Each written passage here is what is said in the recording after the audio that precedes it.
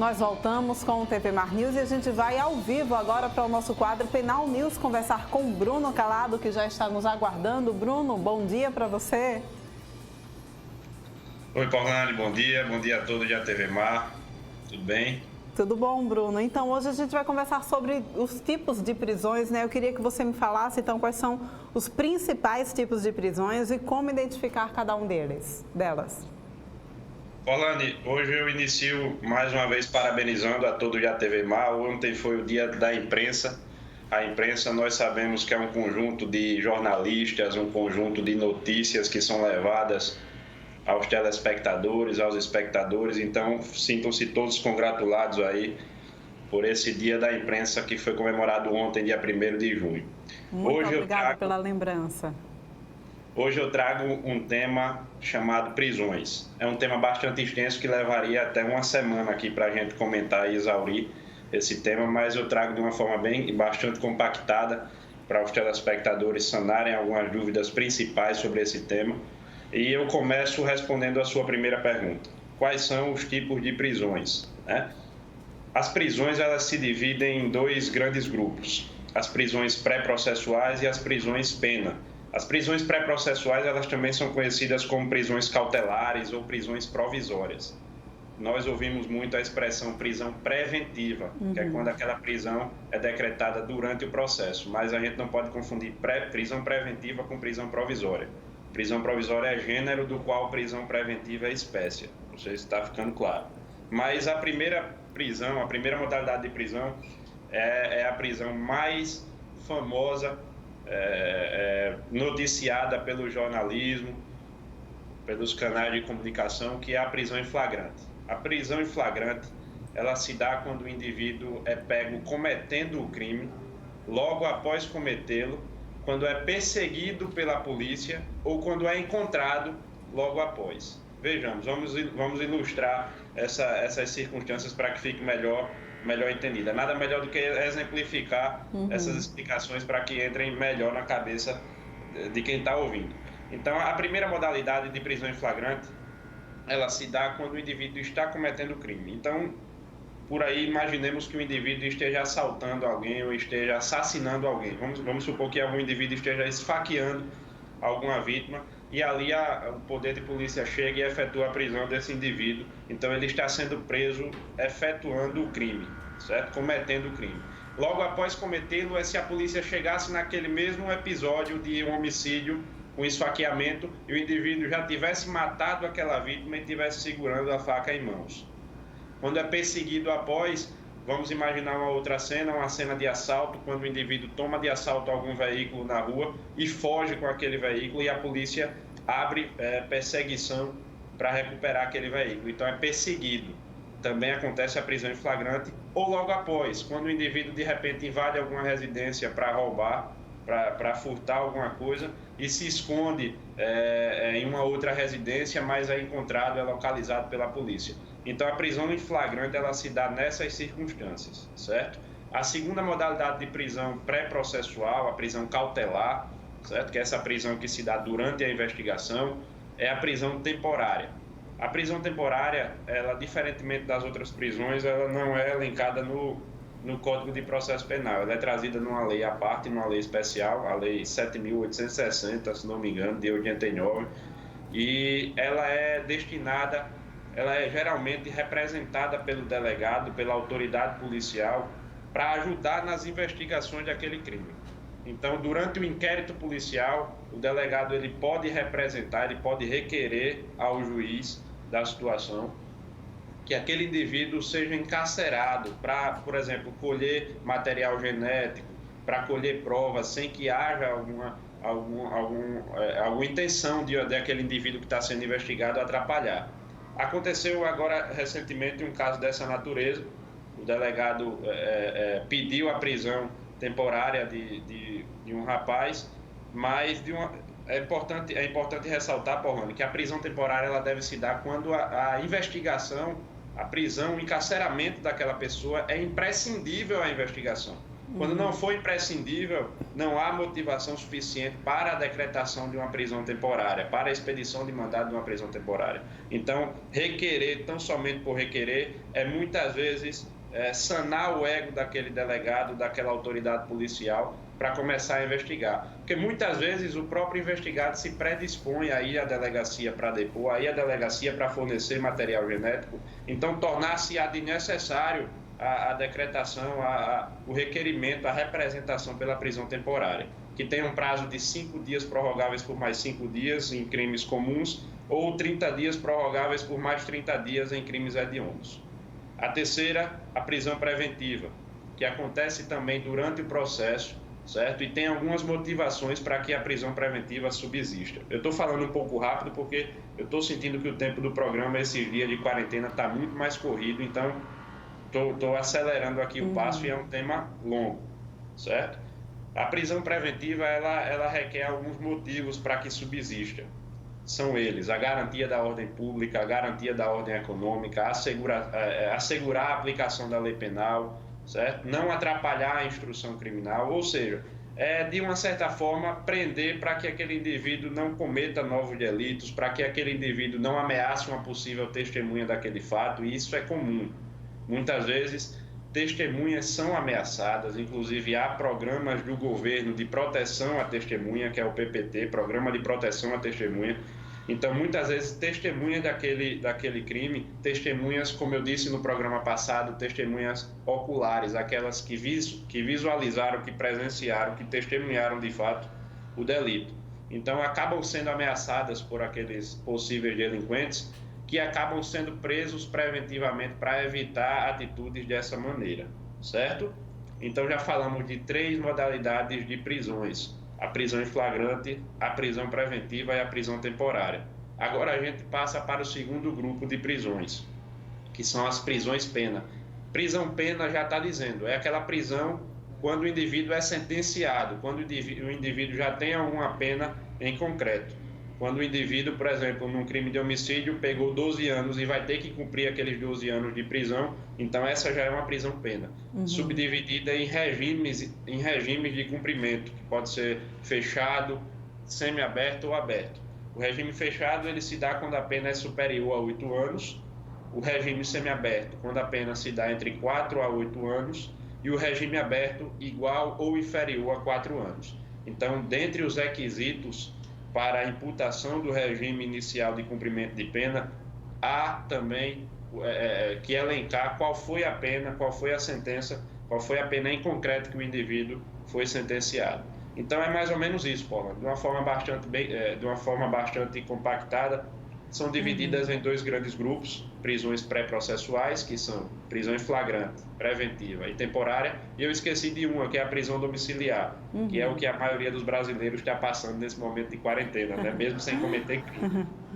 A prisão domiciliar, ela é uma modalidade de prisão também, e ela é dada quando, por exemplo, o indivíduo for maior de 80 anos, quando o indivíduo tiver uma doença séria e precise ser tratado em casa, quando a mulher ou o homem tem filhos menores de 12 anos e que dependam única e exclusivamente daquele sustento, daquela pessoa que estava encarcerada. Então, aquela prisão preventiva, ela acaba sendo convertida em prisão domiciliar. E a prisão domiciliar, assim como já intitulada, ela deve ser cumprida 24 horas em casa, sem sair para canto nenhum. É o que estamos fazendo em plena quarentena e em plena pandemia. Por um bom motivo, né? Bruno, a gente sabe que as prisões pré-processuais, elas trazem alguns impactos ao longo do processo. Eu queria que você explicasse que impactos são esses. Isso, Polane. Elas trazem alguns impactos e a gente pode dividir esses impactos de forma positiva e negativa, de forma benéfica e de forma maléfica. Como eu bem disse agora há pouco, a forma benéfica de uma decretação de prisão durante o processo é o quê? É a colaboração na investigação, é o impedimento de que novos crimes aconteçam, é o impedimento de que testemunhas sejam ameaçadas. Então, há esses pontos positivos, há esses pontos benéficos para a decretação da prisão durante o processo. Mas há também muitos pontos maléficos, muitos pontos prejudiciais, como, por exemplo, o ferimento direto ao princípio da presunção de inocência. A gente sabe que o princípio que vigora não é o princípio da culpabilidade, que aquele indivíduo já é taxado como culpado quando suspeito. Aqui o princípio que vigora é o princípio da presunção de inocência. Aquele indivíduo será presumido inocente até sentença condenatória, transitada em julgado. Então, muitas vezes a prisão pré-processual, ela acaba ferindo direta e indiretamente esse princípio. Quando o indivíduo tem clientes que passam 4 ou 5 anos presos preventivamente, aguardando um julgamento perante o tribunal do júri. Então, se ele foi inocentado no tribunal do júri, aquele princípio da presunção de inocência foi gravemente ferido. Gravemente ferido. A gente está sem uma razoabilidade de tempo. Antigamente, a doutrina previa cerca de 90 dias para que o indivíduo ficasse preso preventivamente, até 90 dias, mas hoje em dia não há essa razoabilidade. Hoje em dia ficam presos, ficam encarcerados até aguardando o julgamento, certo? E possivelmente, quando é inocentado em julgamento, perdeu todo aquele tempo de vida encarcerado.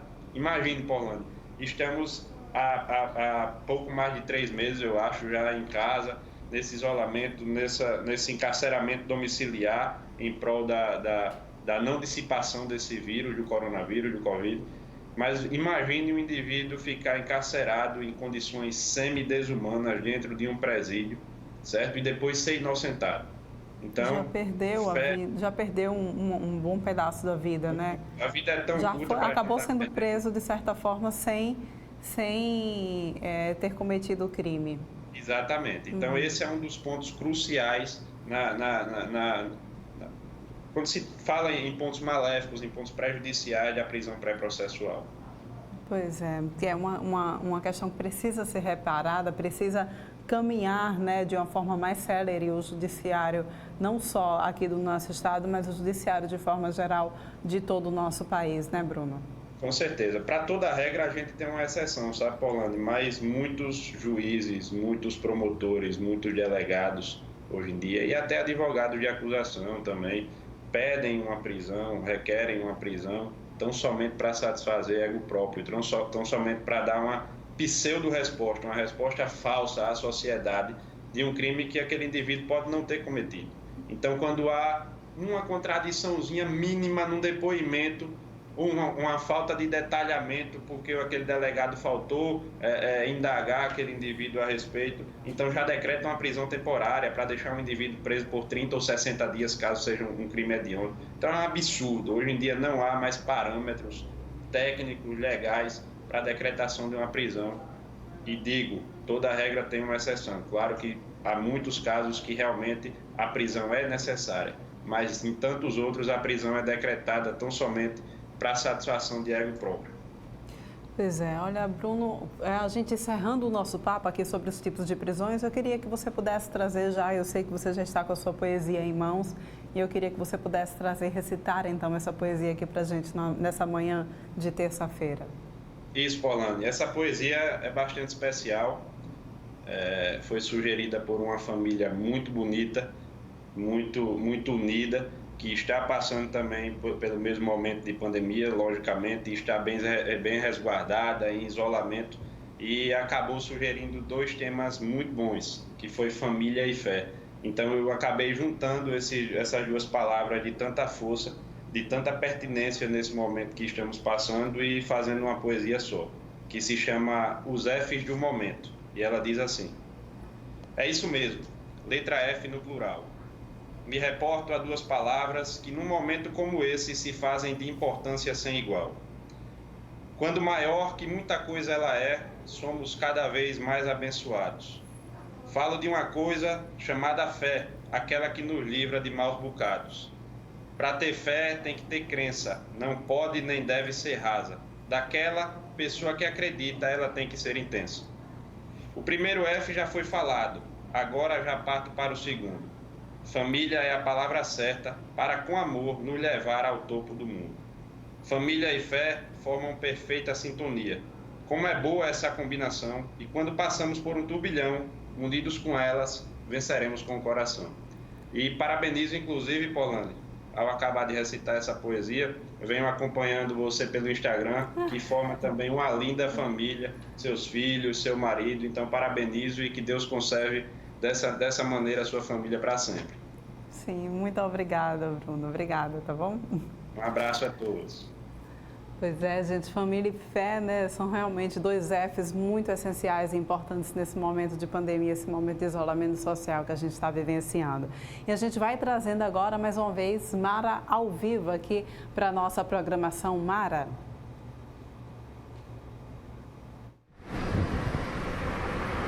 Oi, Porlane. Olá, você, telespectador aqui da TV Mar. Muito obrigada, tá, pela sua companhia aí nesta terça-feira. Pois é, Porlane, agora o nosso assunto é que é o seguinte. Desde ontem, segunda-feira, dia 1º de junho, a Superintendência Municipal de Transportes e Trânsito, né, SMTT, ela ampliou os horários das viagens exclusivas para os passageiros que possuem um cartão bem legal.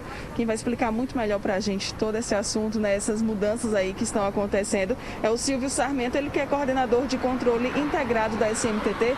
Bom dia, Silvio. Obrigada pela sua participação aqui no TV Mar News. É isso mesmo, teve essa ampliação de horários? Isso, muito bom dia a você, muito bom dia a Porlane e a todos os usuários de transporte. Nós queremos esclarecer que isso já é uma metodologia que vem sendo utilizada desde a implantação do sistema integrado em 2016. Avançamos na questão da ampliação do cartão bem legal para todos os usuários. Posteriormente, avançamos com viagens semi-expressas. E na última forma, avançamos com viagens apenas com utilização de cartão, o pagamento de passagem sendo apenas com cartão. Neste momento, desde ontem, ampliamos isso para 33 linhas que já existiam, algumas, e outras que a gente, a partir de ontem, começamos a implantar. Quero esclarecer que hoje nós temos, no sistema de mobilidade de Maceió, 2/3 das pessoas já pagam essa passagem em cartão de qualquer modalidade. E apenas 1/3 pagam em dinheiro. Então o que é que nós fizemos? 1/3 das linhas, hoje 33 linhas, tem viagens que operam apenas pagamento de cartão. Bom avaliar da seguinte forma: nós temos 2/3 que pagam em cartão e nós temos 1/3 que pagam em dinheiro. Porém, nós fizemos para operar a forma inversa. Nós temos apenas 1/3 que está cobrando com cartão, apenas com cartão, e 2/3 ainda continuam os usuários de toda a forma de pagamento conseguindo acessar os ônibus. Vamos fazer uma situação bem prática. Se eu tiver uma linha que tem 3 ônibus e ela estiver nesse programa, apenas um desses 3 é que apenas aceita cartão eletrônico. Por quê? Não tem pagamento em dinheiro, não existe cobrador dentro dessa viagem. E ainda, nesta situação de pandemia, estamos visualizando a questão de manuseio de moeda, de dinheiro. Então o motorista não pode receber dinheiro, o procedimento é feito todo através do próprio usuário. Ele chega de frente ao validador, coloca o cartão e a catraca já é liberada. Então ele passa sem nenhum contato com absolutamente ninguém. O objetivo então é auxiliar, né, esse processo de embarque e também tornar essas viagens elas mais rápidas. Isso, a partir do momento que você adentra o veículo e não tem o dinheiro para, supostamente, na grande maioria das vezes, ter que passar troco. Você não tem uma outra pessoa que vai ter que fazer esse manuseio junto com você, apenas é você que operacionaliza. Isso dá uma velocidade maior à viagem, uma agilidade maior e um conforto maior para você que é usuário também. Quantas linhas vão participar, Silvio, agora? Hoje nós temos 33 linhas participando desse projeto, tá? A ideia é que a gente analise todo o projeto que a gente implanta, a gente vai analisando, por exemplo, desde ontem, hoje já vamos analisar o que aconteceu ontem, amanhã os 2 dias e assim durante toda a semana, para que a gente possa melhor fazer visualizar o que é que aconteceu com todas essas linhas e se houve um acréscimo de pagamento com cartão, se houve a mesma situação, entendeu? A gente passa a avaliar a partir da implantação para que a gente possa cada dia mais melhorar. O aplicativo Citamob, ele também está sendo um importante aliado nessa nova mudança? Isso, além do aplicativo Citamob, além dele já mostrar a você, para que você ganhe tempo na sua saída, vamos dizer assim, do seu local onde você está para um ponto de ônibus, lhe mostrando a hora exata que nós vai passar, ele vem dizendo, neste caso, qual é a viagem que apenas aceita o cartão. Então isso facilita também para você.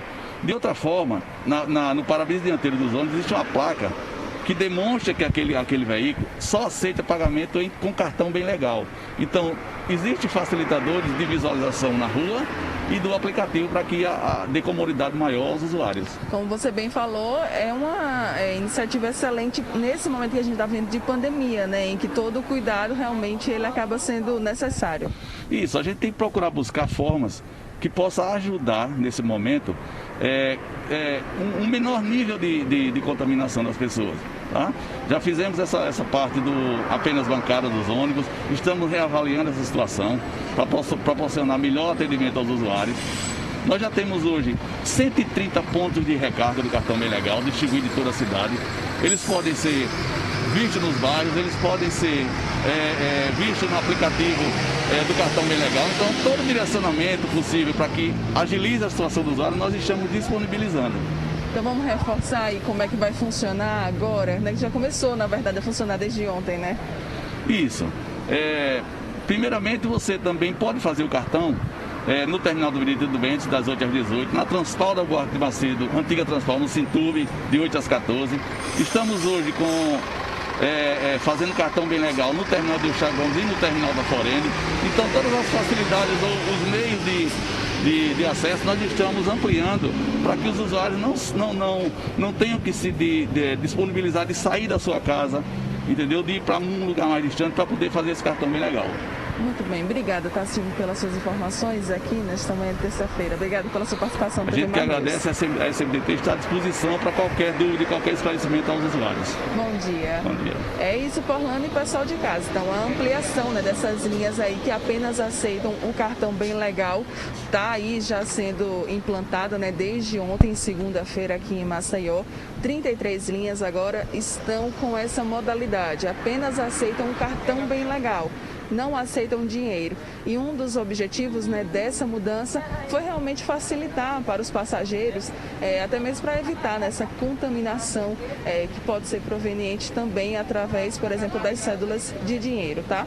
Então, corre aí, se você ainda não tem, faz logo o teu cartão Bem Legal, aproveita, porque essa é uma excelente oportunidade para você. E aproveitando também para lembrar que tem diversos postos de recarga desse cartão Bem Legal, inclusive você também pode até fazer pela internet.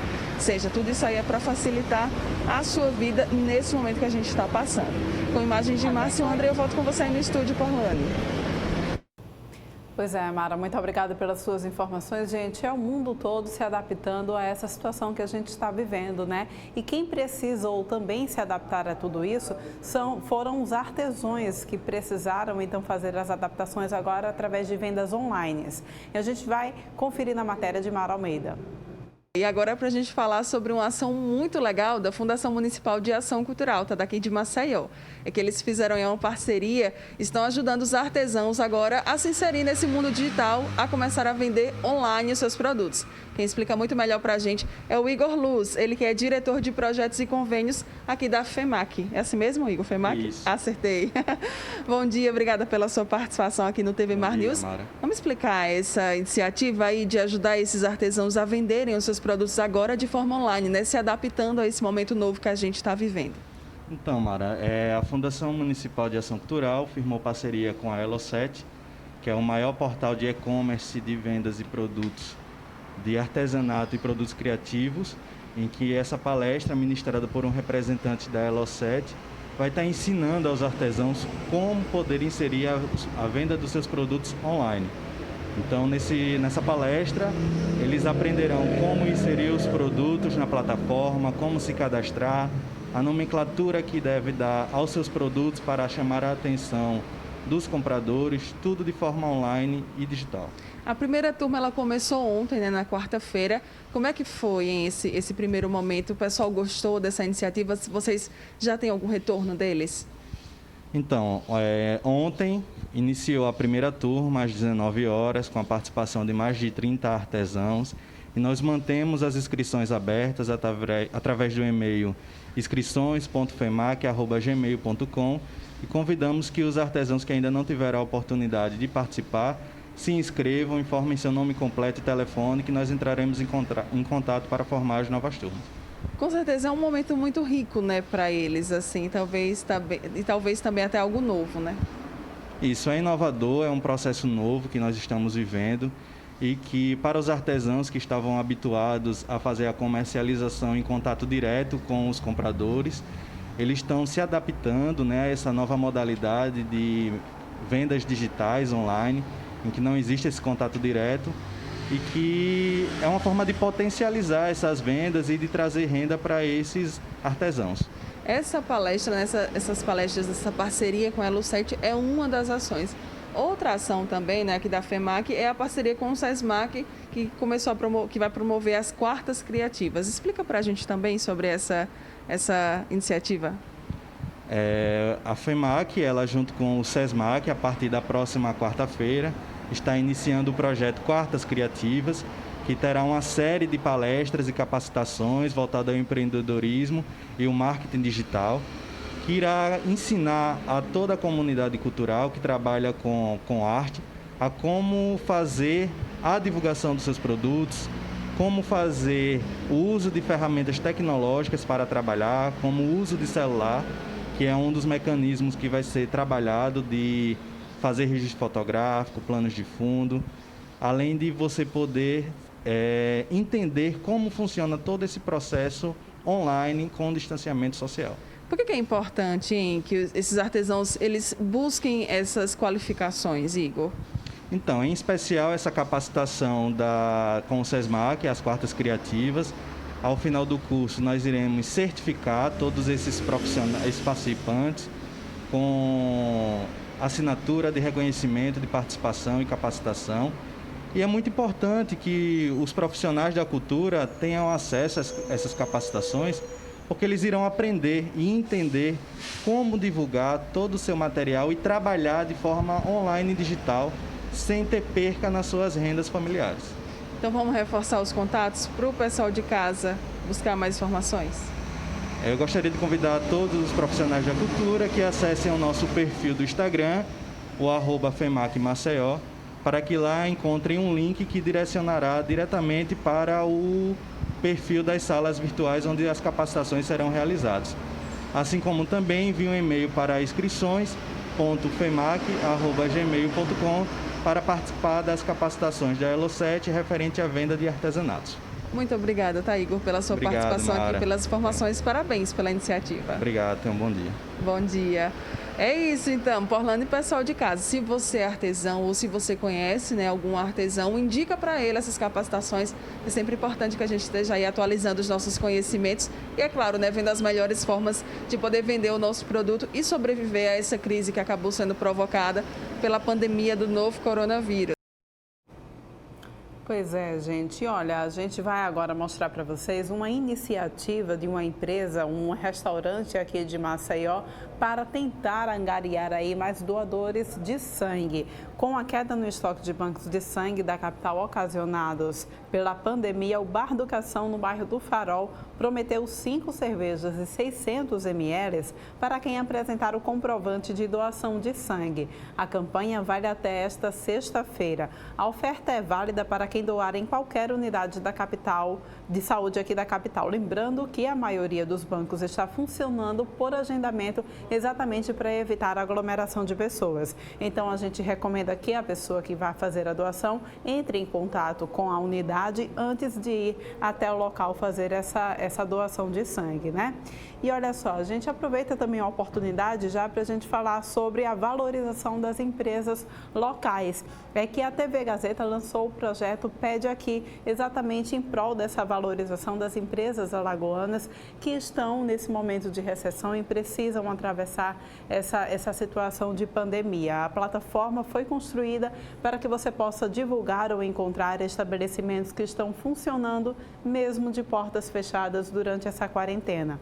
Então, se você está precisando de algum serviço, quer vender ou comprar alguma coisa, é só acessar www.tvgazetal.com.br/pede aqui Alagoas, www.tvgazetal.com.br/pede aqui Alagoas. E com essas informações a gente vai para um rápido intervalo, mas volta daqui a pouquinho trazendo mais informações para vocês.